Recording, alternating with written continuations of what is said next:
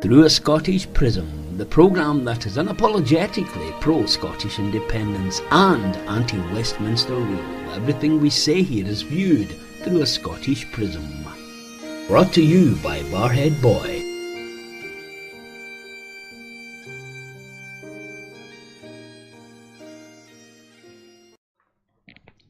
And welcome back, folks, to Through a Scottish Prism. Really nice to have you back here with me again today. Got another special on for you. With the All Under One banner coming along in Edinburgh this Saturday. Thought it was good to put out a special. I'll be there myself, so I'm looking forward to catching up with some old friends and meeting some new. So anyone that sees us, please say hello. But I'm joined today by my two, I suppose you could call them partners in crime, from the famous... The two other bears. Two other bears, yeah, from the Three Bears, who have rejoined me, because we did say at the time in our first broadcast, which still remains one of our most popular broadcasts of all time. How with these two, I don't know how we managed that, but it was, that we were going to be doing something special at this, and we are, and we're going to talk about that today, and a few other things. So it's without further ado, let me welcome my two buddies here. Cameron, how are you, my friend? Not too bad, Roddy. Good. And you, Stuart, how are you, old chum? Any further news on the royalties for that first programme, by the way? Yeah, you're still getting... Oh, did you not get your cheque? Yeah, No. It's the famous checks in the post. Royalties, I wish with my listeners. You kidding? I'm even poorer than our Kezia. I mean, I don't. That's that.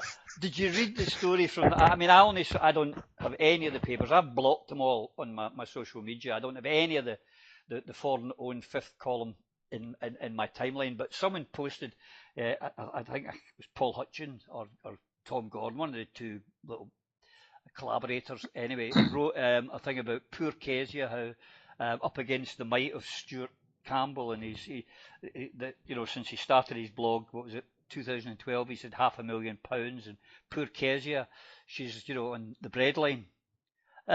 It's quite incredible. I mean, she got 90 grand off of the Labour Party. She's had the Daily Record now stepped in to pay the rest. She did 70 grand for being on I Am Not a Celebrity, but Get Me Out of Here Anyway. And she's had her Daily Record column, and her salary as an MSP, plus she gets extra, if I'm not mistaken, for being the leader of the party, so she's earning a fortune. But the Herald have pointed her out as some impoverished poor woman, defenceless up against the might of the millions of the empire of Stuart Campbell. It is hysterical. But she's all right, though. She lives in Scotland, so the Scottish government looking after her, she'll be fine. I mean, it's just absolutely ridiculous. I mean, they do insult us daily, do they not? The fourth estate. I simply don't understand why the woman doesn't just put her hands up and say, look, I made a mistake, got it wrong, sorry, can we call the whole thing off? Mm-hmm. Yeah, but because I can understand that she's, her radar is set to high when it comes to homophobic remarks, but there was nothing homophobic about what he said. Well, there was not. No, we don't think so. But I've got a lot of friends who are lawyers, a heck of a lot, and one of them once said to me a long, long time ago that never mistake justice with law, Roddy. They're two completely different things. And so legally, we don't know. I mean, that's for a judge to decide. But the fact that the Herald is trying to paint her out as the underdog, it's actually quite ludicrous.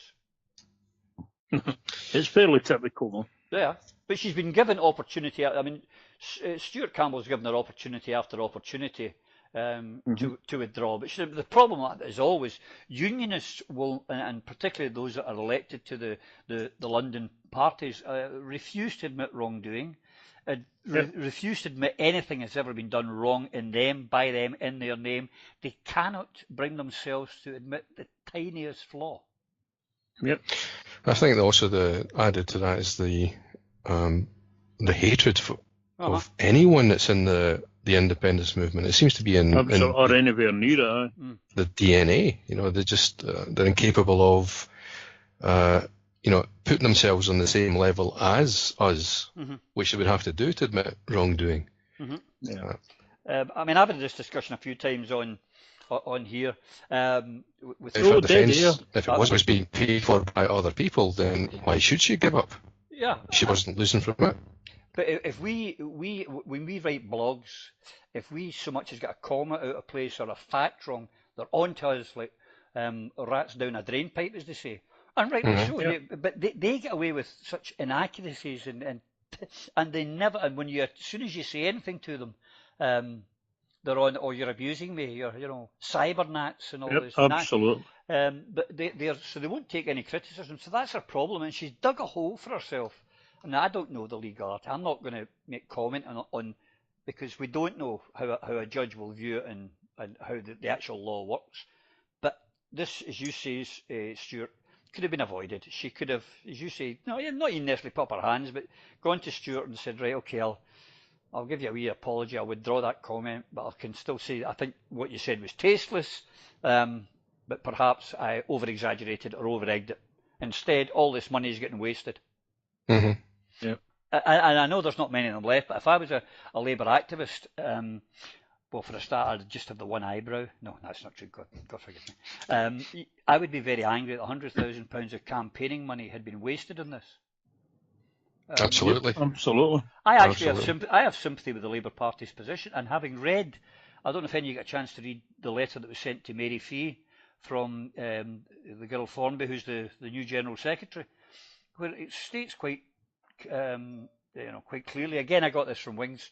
So paraphrasing it is that they said that they would take care of the initial costs, and then when that happened, they then come back and they went to see if she would win an appeal. They took legal advice to see if it was, and obviously they didn't say that in the letter, but obviously the legal advice came back and went, this could go to costs. We could lose this. The appeal might not be successful. You could double, triple, quadruple your costs, and that's when the Labour Party is going, here.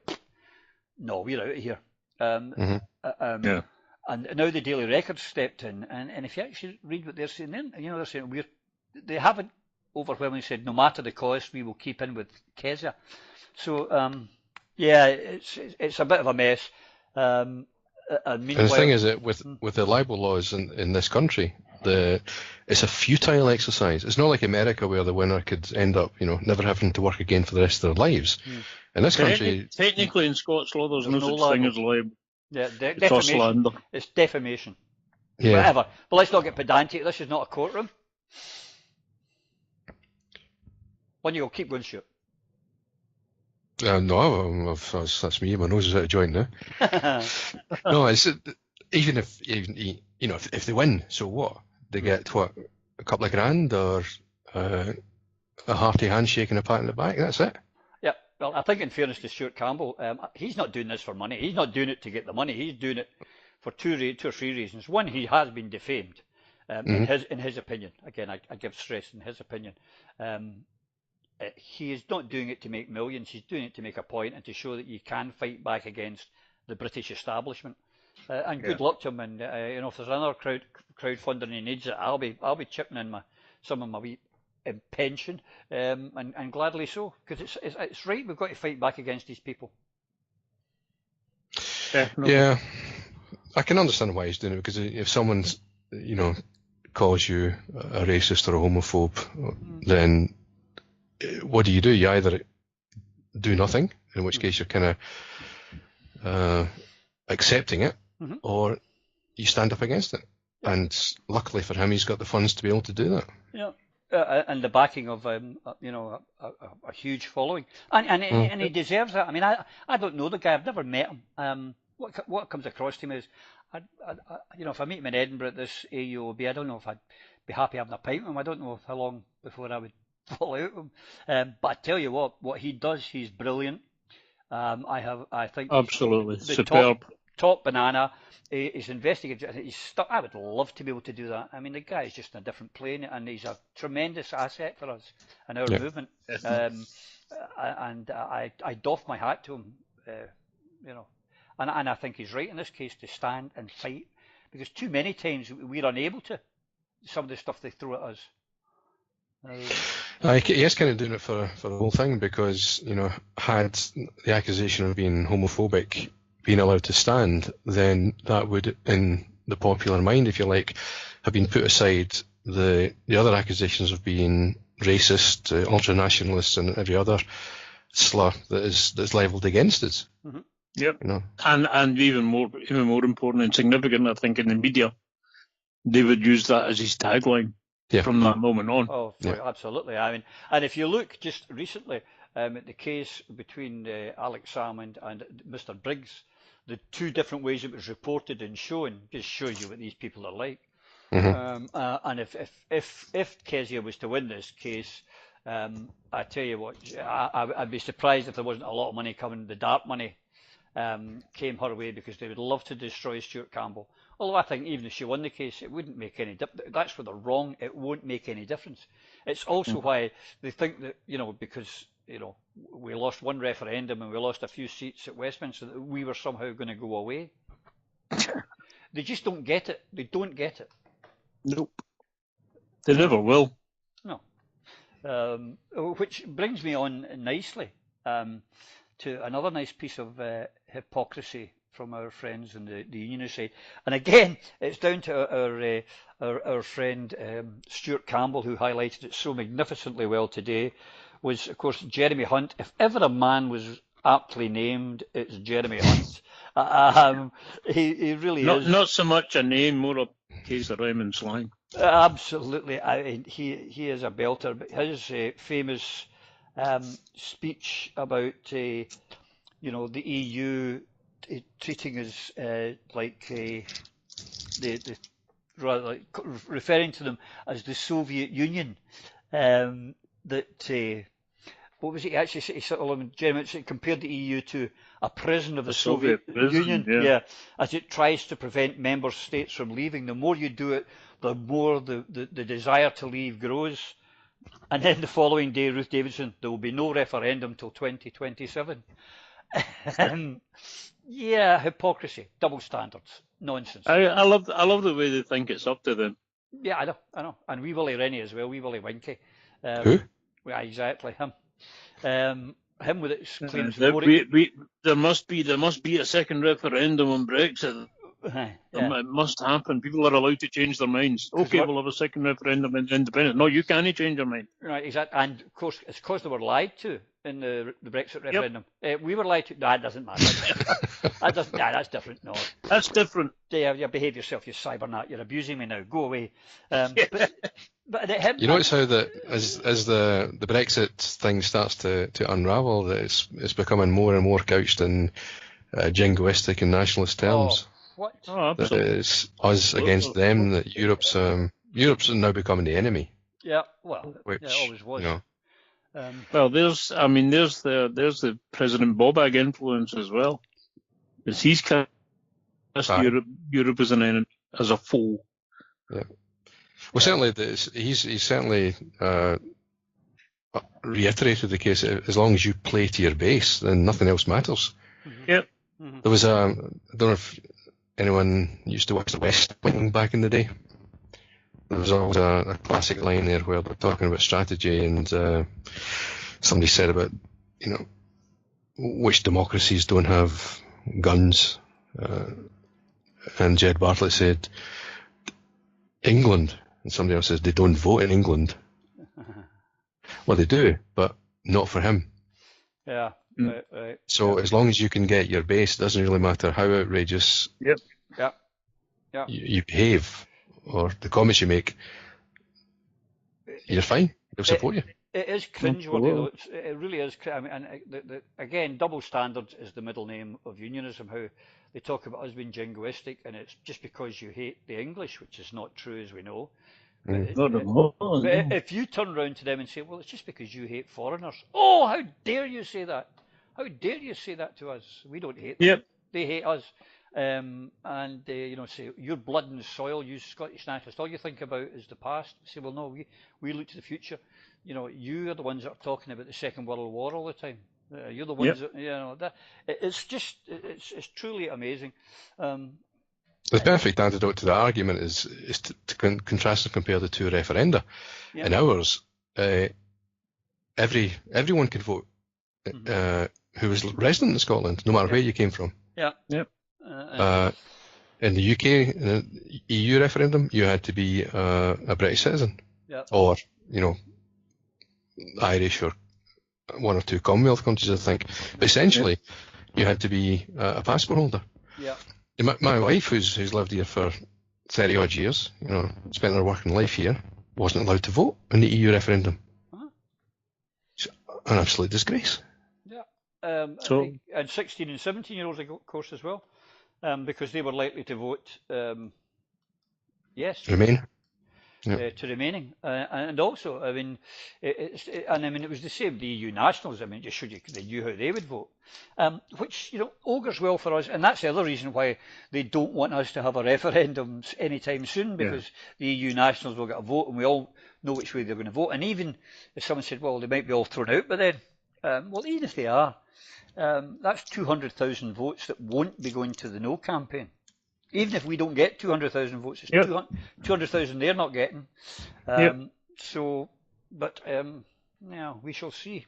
I mean, this probably brings us to a subject that I think you wanted to discuss later, Roddy, but the timing of the referendum, the Scottish referendum. If we get the timing wrong, then we could be shooting ourselves in one foot after the other, because our referendum has got to be before any second European referendum, because if it's not, then there's a growing constituency in the independence movement that would not necessarily vote Remain to Europe now, because they would see the Catalonia. There's that, but if we voted to remain in Europe, then the legitimacy, if you like, or the accepted legitimacy of the need for a Scottish referendum would disappear. Well, that happened last time. I know 5 people in my branch alone, 5 in my branch alone that I know of, who voted to leave to get to this situation we're in today. Now, if you just multiply that over all the branches, and that's only 5 I know about. I don't know all the members. We 400 or 500 members in our branch, so I don't know. But there is that, the date, and I mean, you say before a second EU referendum. Is there something happened today that I don't know about? No, but there will be a second referendum. There's no doubt about it. Well, the problem is, if we held an independence referendum, if we held ScotRef before that happened, then Project Peer would just be saying, but we'll be back in. Yeah, well... You don't know, you can't be uncertainty, Well, I'd like to go back, Stuart, to tell me what makes you think there will be a second, because I believe there's not a chance in hell of it, and I'll tell you why in a minute, but I'm interested to hear why you think there will be. You seem very certain. Yeah. The mood music in the media has started to change probably about 2 months ago. That until that point there was no talk of a second referendum, no serious talk about it. But now it's growing. The momentum is growing for that. The number of times it's referred to or discussed in the usual talk shows is increasing in speed and in weight. And I think the reason that it will happen is that the alternative is just too disastrous. Brexit was never going to be a success. No. And it's moved into the area is now is a fundamental threat to the existence of the country, the economic existence, the social cohesion, and from the union's point of view, the cohesion of the union. Right. They're all logical reasons, but I tell you what, I don't see how they've painted themselves into a corner. The Tory party, and I don't know how she would get out of that and get away with that, because if she does that, then the Jacob Rees-Moggs and the David Davises and all that mob will execute her. They will destroy the Tory party, and they will always put the Tory party first. I just don't see how they can dance out the square. Do you? Can you see a way out for them? What do you mean? How politically they would do it? Because we're now closing into the last few remaining weeks of getting a deal. And there is no sign of them making any turn. There might be some slight background music, but there is no indication. I mean, the speech from Jeremy Hunt yesterday, or Sunday rather, just sort of, that doesn't sound to me like a party that's even contemplating, one, a second vote, or two, not leaving the European Union.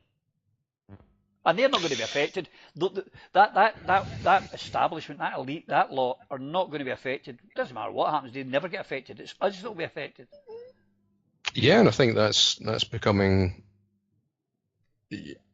It's like the hangover after the night before. That everyone, and I'm talking about in England now, it was, hugely boisterous and bullish about Brexit and sailing the high seas again, etc., etc. But now in the cold light of day, when people like Toyota are saying, we're going to close the factory, and who knows if we'll open again. Nissan are closing for a month in March already. They've planned it in. And more companies are becoming more and more strident in their opposition. And I think when people start to think, well, I'm going to lose my job here. I can't pay my mortgage. That focuses their minds. But sure, I've said this again week after week, and I continue to say it because I know I rarely watch any kind of British television. I gave up that a long while ago. But when you do, or I look at newspapers, 95% of the British population, take us political anoraks out of it, take out the journals, the politicians, those in the know, 95% of the British public at the moment have no idea what's going on, have no idea about Toyota or Nissan or what's going on. All they know is what they get in their Daily Mail and their Daily Express, which is still virulently anti-foreigner. They're more interested in who's the next X Factor. Is it X Factor just now? Britain's Got Talent, whatever one it is. The Love Boat or whatever the latest Love Island or whatever they bloody call it. They are totally cocooned from the reality. And I've been saying this for ages. There is an express train coming down the line and they don't see it. They don't know their jobs are in danger. I think there is. I take the point you're trying to make there, and to a certain extent, I agree with it. To a certain extent, but there's a herd mentality. There's an awareness that is growing among people who are not political, but they're becoming more and more aware that the Tories are making an absolute pig's ear of this, and that it's going to have serious economic consequences for them. But then, why then? Yesterday they brought out some new opinion polls, and God Almighty, the Tories have gained 2 points in the latest polls.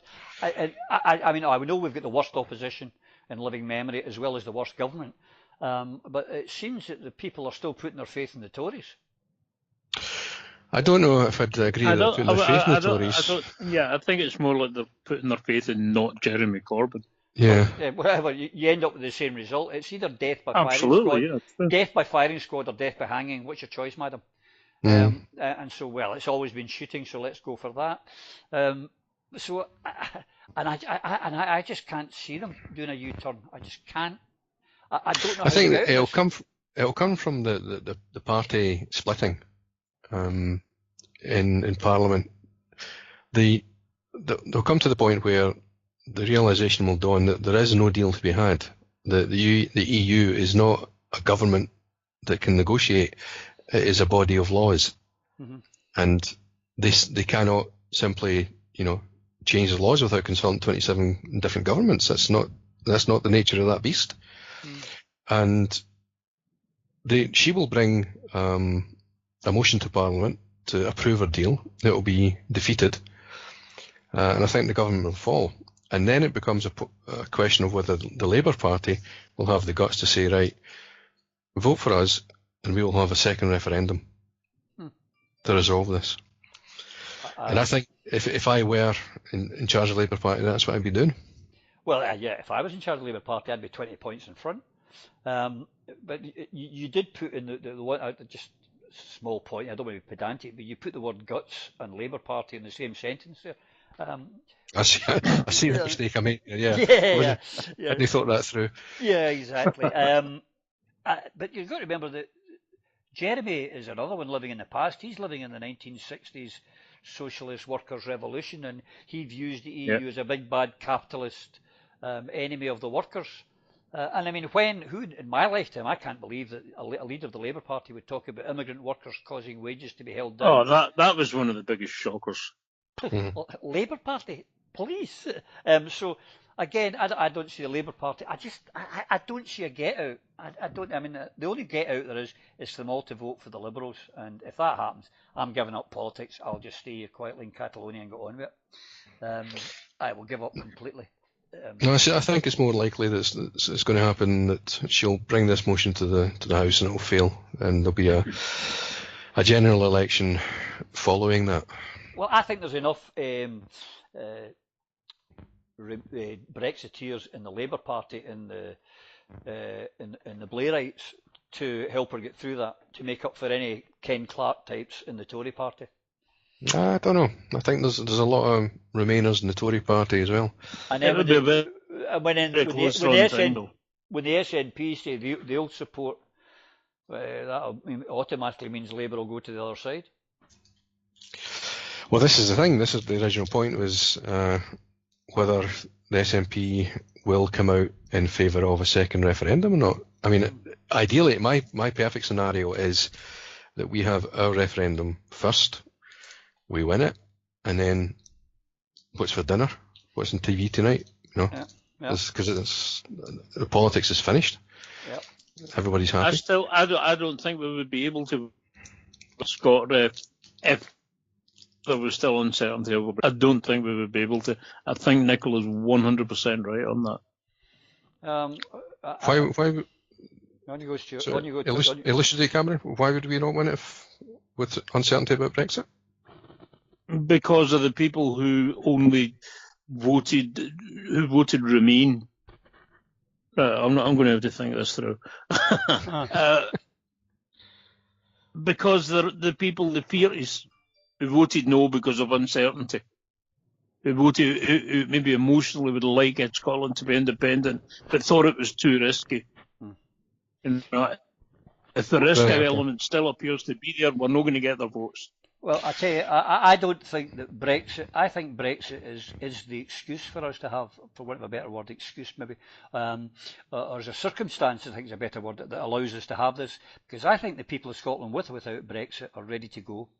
I think they've seen the Tory party in all its glory and seen how bad and how corrupt and vile Westminster is, and I think there's a buyer's regret as well. Those that bought the no vote, I think there's a massive amount of people who would vote independence this time, and I think I don't think the Brexit thing is as vital as people think it is. Well, that's polls presuming. Haven't been picking that up, then, Robbie. No. Polls haven't been picking it up. That's presuming that the people who voted yes will all vote yes next time, but a lot of people who voted yes before will vote no this time because they don't want to go back into Europe. Well, have you met any of these people? Unfortunately, I have. Well, I haven't. I haven't come across anyone, and I haven't seen anyone on social media on that matter who's gone from yes to no. And what I honestly believe is, if there's yes people who have gone to no, the British fifth column media would have them all over the media. They'd have them all over the BBC and STV studios. They would be knighted by now. They'd be lords. They'd be on great seigneurs from the Tories. They don't exist. In my humble opinion. They exist, but I think there are very few of them. Yeah. I think their number's been exaggerated. I think that's something that we believe at our peril. Remember that 32% of people voted to leave the EU, and according to any sort of figures that I've seen, that's replicated within the SNP. Well, I go back to what I said. Well, it was I know of people. 38% voted leave. I think it was just under 30% of the SNP. Yeah. I go back to what I said earlier in this podcast. I know of 5 people alone in my branch who voted to leave, who didn't want to leave, but they voted to get the result that we got. So I would take the 30% with a big, large pinch of salt of those who are actually really that bothered. At the same time, though, you have to know for a fact that there are people who voted Remain purely to create a situation that Scotland had said Remain. purely to create a situation where we were being dragged out against our will. Well, that's maybe a fair shout. That's something I haven't factored in, and I would say that's a fair shout.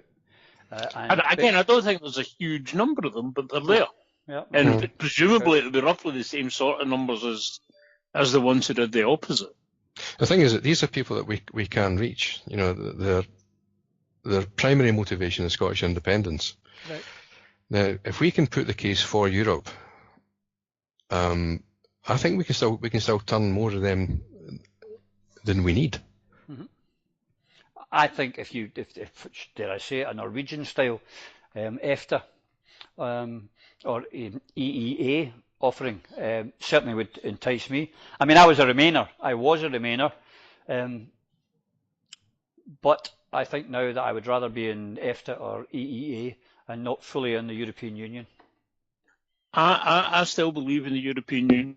Yeah. It's not been as easy recently as it used to be, but I still believe in the European project, and ultimately I want independent Scotland to be in it. But it doesn't necessarily have to be on Independence Day. It may very well be, and it looks as if it will be impractical for us to be an EU member on Independence Day. Oh, no, and that will mean EFTA. We can join EFTA within a few months. I believe that there's been indications from several people within the European Union that there would be a special holding pen, for want of a better word, for Scotland on the day of independence. Yeah. Because all our things align, everything, blah, blah, blah. I mean, my reasons are quite simple. I switched because, I saw neighbours on October the 1st last year walking up the road with their heads split wide open. Mm-hmm. And I heard the silence of the has turned me against it. And I find sometimes the statements I hear coming out, about how the solidarity and democracy and all this we must support democracy and how they're attacking Poland and they're attacking Hungary, but they're staying silent on what happened here. And remember, there's people still in prison, and the EU are saying nothing about it. People who are not at trial, not being charged, who are in prison. That's the Catalonia. Yeah. Ones have been shocked. And I declare, because I live here and I know some of the people, so therefore, that's another issue. It's certainly something that wouldn't put me off voting for independence. If I get to, I think the only thing that would, and I'm a Republican, but I would even accept if it's the monarchy when we go. I can live with that. I'll work to get rid of them. That'll be a decision for the independent Scottish population after that. Correct. I can only think the only thing that would worry me is if and it's not going to happen is we want to have nuclear weapons too. No, I'm not having that. But anyway, that's it. On dates, I tell you when I think it will be in June next year. I don't think Nicola can hold back the people anymore. If she doesn't come out with some big indication next weekend at the SEC, and I'll be there. If she doesn't come out with some big indication without naming a date, without giving away too much information, but enough to say to the troops, it's going to happen. No matter what happens, we're having a referendum, and it'll happen before 2020. That she's got to say something along, how she couches that, I don't know. But if she doesn't say anything or give a crumb to the Yes movement, I worry about, how that could affect the Yes movement. It's a very, very difficult situation. I agree, and I feel certain that she will. I'm not so sure she will, Cameron. You're not so sure? No. I don't think there's been a tipping point yet that we need. I think she's waiting for the disaster of Brexit to come to fruition before she calls for it. So I think she's going to just put us in a further holding pattern next week. Well, I hope not. I don't think there will be anything absolutely concrete. There certainly isn't. The most 100% definitely is not going to be a date named.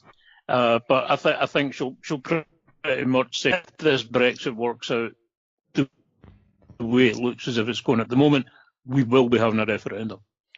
She has to say so, but I love doing analogies, and the two I'll give you come from the Second World War, and one of them was D-Day, where everybody knew there was going to be an invasion of Europe, and the Germans were busily preparing and getting all their stuff, and they thought it was coming Dover-Calais, and they kept it back, and of course we all know it went to Normandy, but the weather wasn't right, and Eisenhower had to make a choice to go then he had a short window to go, or he had to wait for another cycle for about another 6 weeks, or I think it was going to be September or something, before he could go again. The tides and the moon and everything would be right for them. And he took the decision, went, and we know the result. The other one was Anzio, where the American general was Clark, I think it was very nervous and started making a beachhead and waited and missed his chance.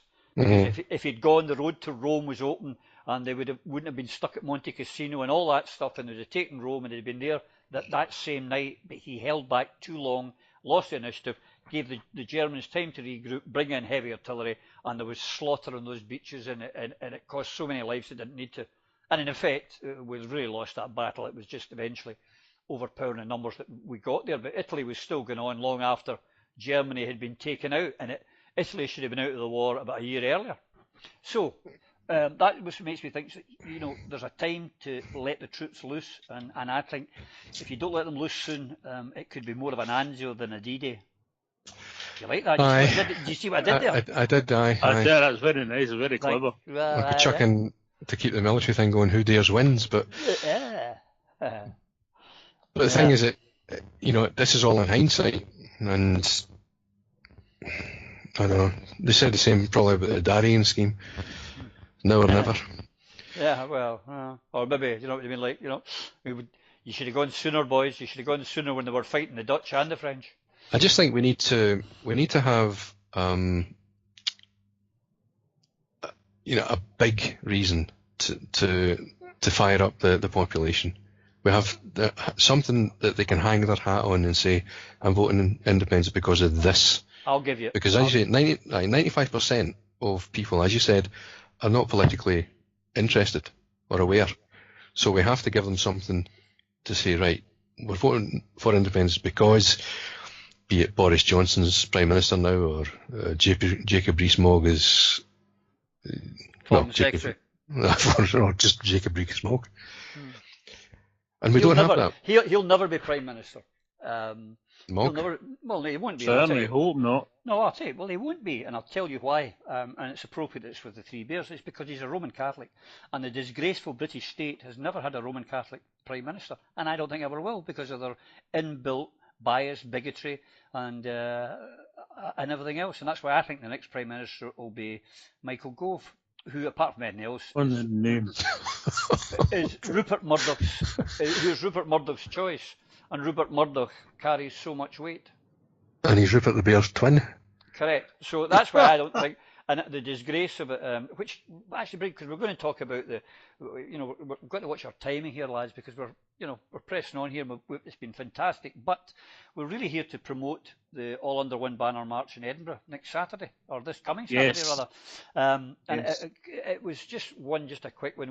When our first podcast that we did was very popular, and it let a lot of people understand that Rangers fans can be nationalists, can be Scottish independents who love the country as much as anyone else. And we talked, I think it was a phrase you used, Stuart, which was we need a safe zone. I think it was a safe landing area, you called it, for allowing Rangers fans to come out into the open. Aye, something like that, yeah. Yeah, so today, at a small contretemps online, James Dornan, good guy, wrote a letter regarding the famous semi-final nonsense, which is we could do a whole programme on that, but it's a complete nonsense. You're going to have some fans going out a pub and into a pub, and mayhem could ensue, the city centre, all that sort of stuff. And James wrote,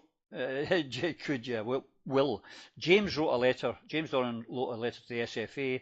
And say like that, nonsense, don't do this, blah, blah, blah, blah. And some of our more, shall we say, the zealot type fans were on to James, you're trying to help out the Celtic and all this, blah, blah. Nonsense, just idiots, the morons. Were given any excuse to, they just hate James Dornan. It's just ridiculous. And they go for him. But anyway, a guy with an SNP logo saying Celts for yes started talking about Huns on Twitter. And I said to him, don't do that. So counterproductive. Exactly. I said, yeah, just stupid, don't do this. And he get very uppity, oh, you the grammar police and the political correct police. I'm saying, no, it doesn't help when when it's called sectarian. I mean, you know, we've all had this discussion, lads. I still don't know why Hunt is sectarian or why I should be offended by it, but apparently I'm meant to be offended. But it does, certain people use it as to get offended. And this guy with an SNP logo on his Twitter feed, putting things about Huns doesn't. Can I jump in there, Roddy? I think I know this guy. He's a sock puppet. I'm sure he's a Rangers fan at the wind up. I've had him before, and eventually he runs away. He comes in and drops his stuff. But if you confront him, he'll run away. I'm sure it's the same guy. Well, there's also Labour for Celts as well as Celts, but this was different. And I would just say to anyone listening to this, don't use that. If you're going to have an SNP logo up, don't use that. You don't use that kind of language. It doesn't help. It's not helping the cause. It's not going to convince anyone, and it's not going to do our cause any good. As I've said quite a few times now, Rangers fans are one of the prime constituencies that we should be targeting. Definitely. To win over as yes votes. Most Rangers fans are working class Scots. We've suffered every bit as much as everybody else under the bloody Tories and under Westminster. We are a ripe constituency for yes. Yeah. And to put people off by slagging the team and telling them they can't be independentistas is so massively counterproductive. Yeah. It damages the movement. Yeah, and if you want to do things like Sevco, you know who you are, and Huns, don't do it with an SNP or a Yes logo on your Twitter feed or your Facebook feed. It doesn't help the cause. Preferably do it with a Union Jack and a no sticker, but well, they should, because that's who they're helping. Yeah, absolutely, they're helping the Brits. Which brings us on, because we have decided, ladies and gentlemen, we had a fundraiser. I've got to say quickly how quick it felt that fundraiser was met, a crowdfunder, and Rangers fans will be marching under a rather large banner. How big is it, Stuart? It's not the size of Luxembourg. Let's not get carried away. It's 3 metres by 1 metre. There you go. So you'll be easy to identify. We'll be the three good-looking guys. No. As long as we're standing behind a banner that's 4 metres by 1 metre, but we'll be all right.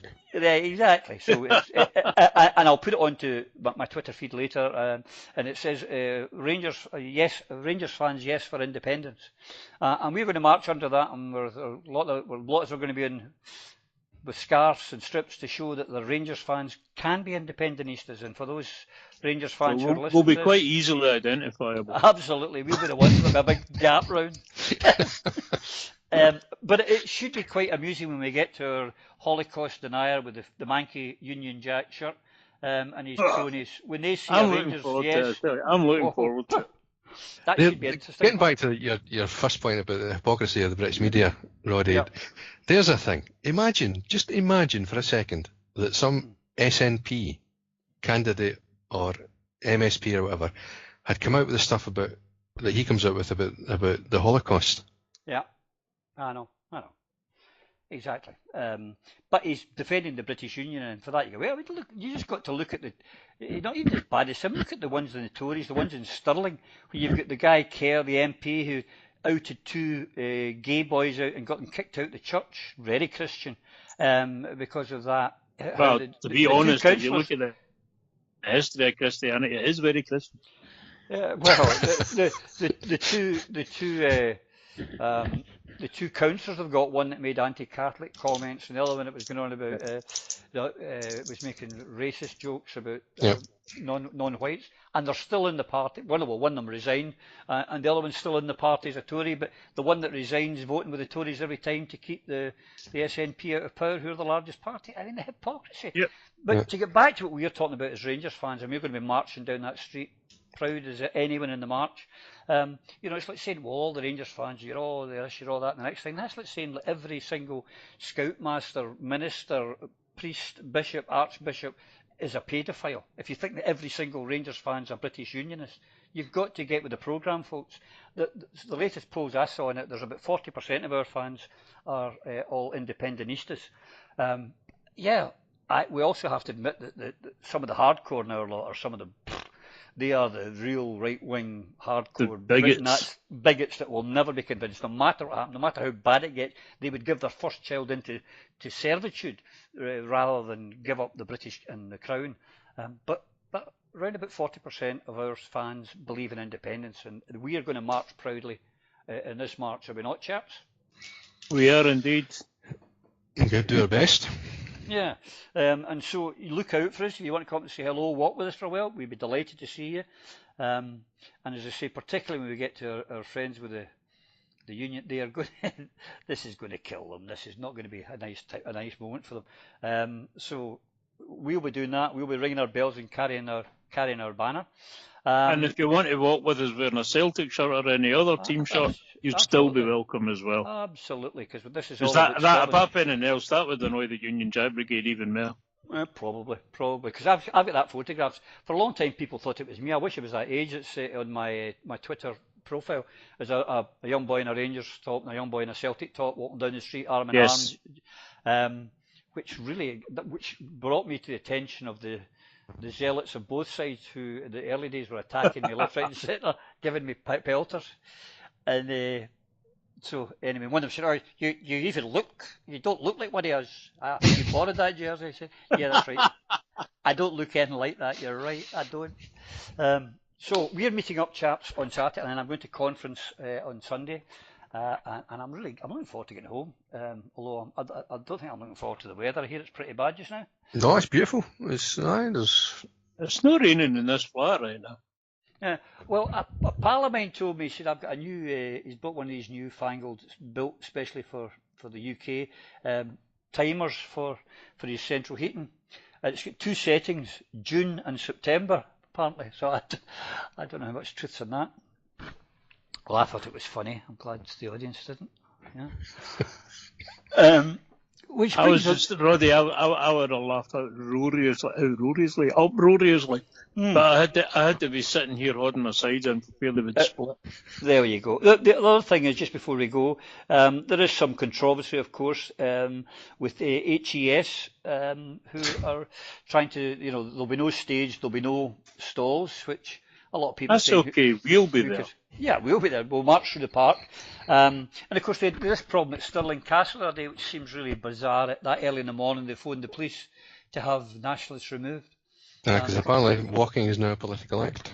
Yeah, well, the Saltire apparently makes them nervous because the SNP apparently have politicised the Saltire flag. There you go. Unlike the Union flag, which is not at all politicised by anyone. Sure. There's absolutely no doubt that this is a political movement by them, because they've had foreknowledge of this march for weeks, months now, and they wait until the week before to say there's a problem. Absolutely. Yeah. Absolutely. I think their objective is they're trying to muddy the waters and trying to hope that there's enough disinformation that it'll affect the attendance, that people think that the march has been cancelled, whereas in fact it's just the ability to sell hamburgers and stickers. And have a stage. And I know Martin Keating from Forward has fired in a letter to the Scottish Parliament and saying, look, there's political bias here with the HES when they sort it out. Yeah. Yeah, but the most important thing is that people talk about, what I'd like to see anyone that's listening and to speak to anyone else, if there are a lot of people that we see them on social media, I'm desperate for independence, I'm desperate for this referendum. Well, if you are, turn up on Saturday. Whatever you're doing, there can be nothing more important surely than this. Within reason. If it means going up window shopping or going to the pub for a pub lunch or going to the football. Think how fun it will be if somebody has to go to Ruth Davidson on Saturday and say, you can't leave the office there now, there's 100,000 folk outside not having any appetite for a referendum. 200,000. I mean, last week here in Catalonia, I don't know if you saw anything on social media, lads, there was 1 million people in the street for the prisoners. It was absolutely magnificent. Outstanding. Now, we'll not get that crowd. I'd love to see 250,000 people there. It would be fantastic. It would be troublesome, finally. If it was that many, it would be a problem. Yeah, we'd need to maybe double the size of that banner to find each other. But we're going to be going to Johnson Terrace. We'll be there early doors. What time are we all going to meet up? It's a 1 o'clock were leaving to start the walk, or shouldn't say the walk, the Rangers fans, we better not say having a walk, bring your white gloves and your bowler hats and march down the street with us. And our friend Billy here is going to play a wee flute tune. No, it's not. Oh, that was just a joke, folks. Don't worry about it. Yeah, I should maybe point out for a couple of wages that, like you two, that Johnson Terrace is quite steeply going uphill, so we'll not be marching anywhere for the first part. We'll be shuffling. Oh, right, good. Shuffling. Well, I'll be in a wheelchair, so I'll be rolling. I might be in your lap, mate, because with my lungs. Have you got the things I at the back didn't know you can stand on? I hope we get enough people to carry this banner. No. So any of you that want to come and see us, look for the banner. We'll talk when we finish this, lads, about where we're going to meet and all that, and get it all sorted out. Mm-hmm. But we'll love to say hello to anyone that's willing to come up and say hello. We don't bite. Drop by for 5 minutes. Yeah, say hello. Come and someone grab and carry the pole for us, because we're old codgers that won't be able to do it for the whole distance. Oh, you had me worried there for a second, Roddy. What was that? When you got as far as old cut, I was worried. All right. So we'll be Talking there. about poles, is your wife coming across? She is indeed, yeah. Yes, she'll be going to Edinburgh. She's coming with me to Edinburgh. Whether she'll march or not will wait to be seen. I think the attractions of Edinburgh might be more to her thing, but we'll see. We'll see.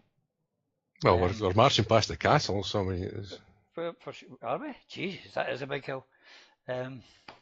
Shows you how well I know Edinburgh. Just before we come on to start this podcast, I was suggesting we meet at St James's Centre. That shows you how well I know Edinburgh, folks. Apparently that disappeared. How long, many years ago? Well, we knocked it down last year.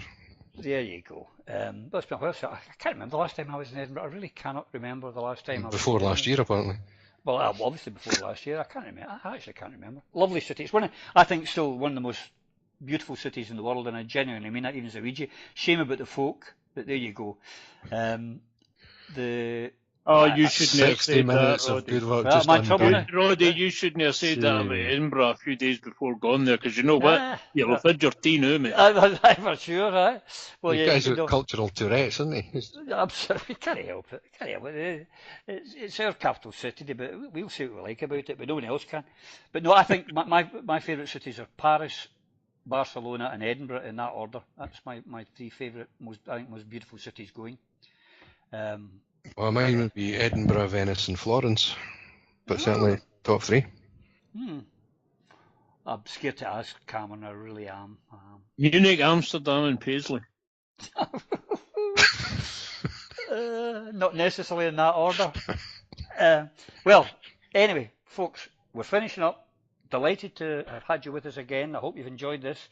And just say it again, if you're not doing anything this Saturday, get your walking shoes, get your saltire, and get yourself down to Johnson Terrace before 1 o'clock on Saturday. And if you live in Edinburgh, we can only apologise for Roddy.